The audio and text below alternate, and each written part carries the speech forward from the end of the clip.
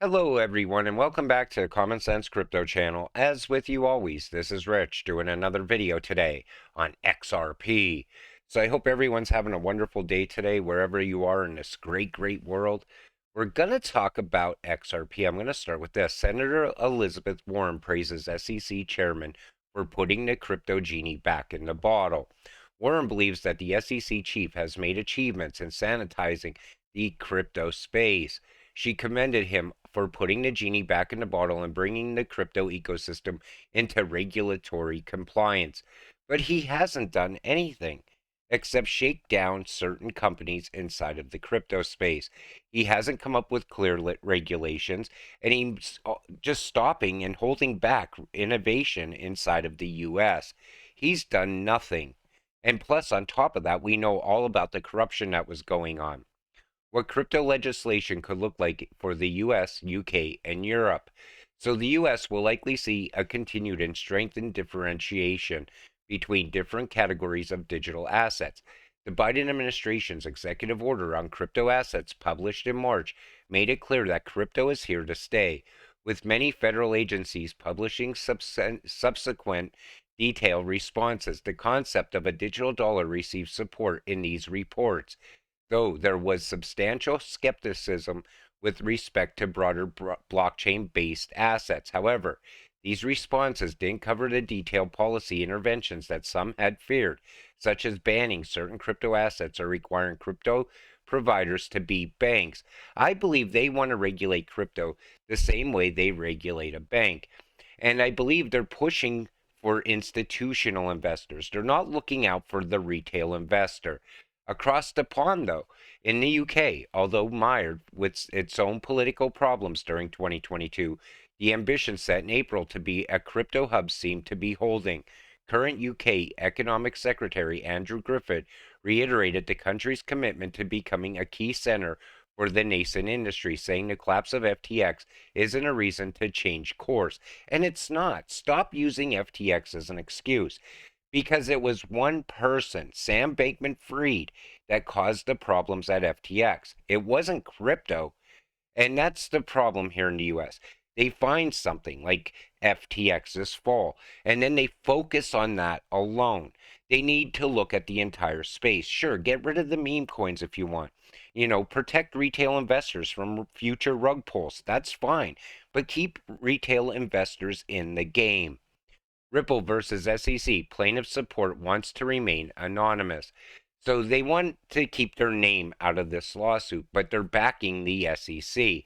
Well, of course, that's what they would want, because they know how many people are affected by this SEC versus Ripple lawsuit. Congress, everything is now briefed in SEC versus Ripple. This is an unprecedented case where the SEC has literally actively harmed the XRP investors they claim to protect for over 2 years. Today is a great day to recap why today must be a new day in the USA. And a lot of people are looking for Congress to step in on this case because Gary is out of control. Aside from Charles Gasparino and Eleanor Tourette, the mainstream media ignored the fact of regulatory capture that has taken place in this case. The rest are willing accomplices to regulators who protect Wall Street instead of investors. And the mainstream media news does not cover this the way they should. For days, I remember seeing all the talk about FTX, why you should never get into crypto. Crypto's so bad as an investment. But because we're already in crypto, we know better. Certain people, though, went above and beyond and showed the real problems with FTX. They pointed out what's really going on behind the scenes, such as Eleanor Tourette. She has kept the XRP community very informed on everything that's happening. Even when some people said, the case is going to settle on this specific day, she even went above and beyond to debunk those claims. Certain people are doing good for crypto, other people are not. Representative Tom Emmer, Warren Davidson, and Patrick McHenry.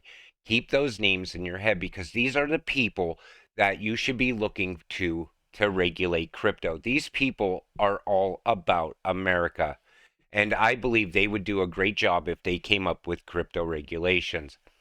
Some of you have asked me how long the Ripple XRP versus SEC lawsuit has been going on.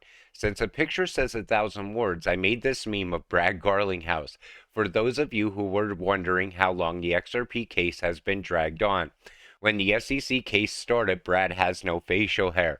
Where we are today in the SEC case. And a lot of us, our lives have probably changed over the course of the past 2 years for most of us.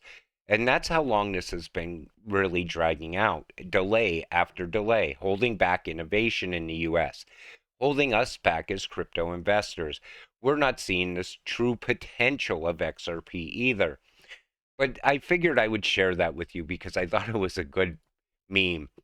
What is the digital pound really used for? Ripple VP of Central Bank Engagements, James Wallace, will cover some of these use cases for CBDCs and a digital pound. Now, what he's come up with is this.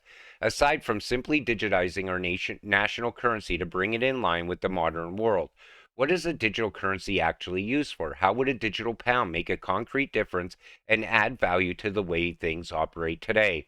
Various benefits are put forward for central bank digital currencies and new forms of digital money, including delivering more efficient payment mechanisms, promoting financial inclusion, digitizing trade, and so on. The part where he says digitizing trade, that's very important if you're holding XDC. I believe once trade goes all fully digital, XDC is absolutely going to skyrocket. Governments in over 100 countries actively exploring CBDC projects. But what's driving adoption and what's next for central bankers? We sat down with Duffy Darrell from Stanford Graduate School of Business to dig in. I'm only going to point out a few things in here. So, CBDCs are a global phenomenon. There are now more than 100 countries representing over 95% of the world's GDP exploring a CBDC, all at different stages of development. Among large countries, the US is the least advanced in developing a CBDC, in part due to the lack of government regulations. And that's what it comes down to. That's what Gary Gensler's doing. He's holding us back. The rest of the world is pushing forward. And as all these countries go live with their CBDCs, as an XRP investor, you got to be happy because all of a sudden ODL will be utilized. Cross border payments will be happening, and XRP will skyrocket in price. Ripple had a record 2022. We had a great year, signed up more and more customers with more and more volume going through our payment rails. That was Brad Garlinghouse, Davos 2023. And while the rest of the crypto space looked like it was falling apart and collapsing out, like I said before, Ripple pushed on, had a massive amount of growth, new partnerships, new on demand liquidity corridors opening up. That's how I know we invested in the right cryptocurrency. Crypto companies seeking to go public in the US are finding the SEC review process increasingly lengthy, sometimes anchored in close to 100 questions. So, again, these companies want to do business here in the US, push the economy ahead here in the US, push innovation ahead, make further pioneers as a country. But yet, the SEC is holding them back. There's no reason they should have to face 100 questions. How many questions did Sam Bankman-Fried answer? That's what I'd really like to know. Germany's investment firm, Tokentus Investment AG, makes a sizable investment in a Ripple SPV, citing the XRP cryptocurrency contained in the XRP ledger is used as a value transfer medium for the conversion and transfer of foreign currencies between counterparties in RippleNet. And again, RippleNet opens the door. XRP comes in behind them. And all of a sudden, that country is utilizing on demand liquidity. That bank is utilizing it as well. Or maybe a company is utilizing it. That's where we're headed in the future. Staff Technical Program Manager, ML at Ripple, London. And Ripple is still hiring. I showed you in a video yesterday how many companies are laying off right now, yet Ripple is still hiring. And they're still advertising. Ripple advertises in London. Does this company look like it's about to lose against the SEC. Absolutely not. And a lot of people even point out in the comments all the time, even if Ripple was to lose, it doesn't mean XRP is still not going to skyrocket in value. It's still going to push ahead throughout the rest of the world. The XRP price dipped in 2022 during the crypto winter and back and forth legal exchange between Ripple Labs and the U.S. Securities and Exchange Commission. What XRP whales accumulating massive tokens is a bull run coming? And I believe XRP can set off the next run. I'm hoping it's a utility run because none of us have ever seen one before. We don't know how long it lasts, and we don't know how high the price can go on XRP. Some of you asked me in the comments section, what is my conservative price for XRP once the lawsuit ends? Like I said before, I believe it's $10 to $20. All of a sudden, banks going live with ODL pushes that price much higher. I believe we could easily see a $100 XRP in the near future if Ripple wins the lawsuit and all of a sudden ODL goes live, because I believe a lot of banks are waiting on the sidelines. Could we finally be seeing the resolution of Ripple lawsuit? Ripple's CEO has expressed optimism that the lawsuit will be concluded as early as June this year, as both parties have fully filed their arguments with the U.S. District Court. But that doesn't mean it has to drag on until June. Some major news announcement of a settlement happening can happen as soon as tomorrow. It all depends on the judge. That's why I always tell you, just continue holding your XRP. We're almost there. It has to wrap up eventually. This cannot go on forever. I keep seeing people say inside of crypto Twitter, I can't wait for XRP to go off. If it doesn't go off soon, I think I'm going to sell my bag. Who would ever sell their bag at a time like this? You got to remember, there's people that have been in XRP for a much longer period of time. Some people say 6, 7 years. Some say even longer than that. I've been holding XRP for just about 4 years now, maybe a little over 4 years. And I'm going to still continue holding it because we're about to get euphoric times.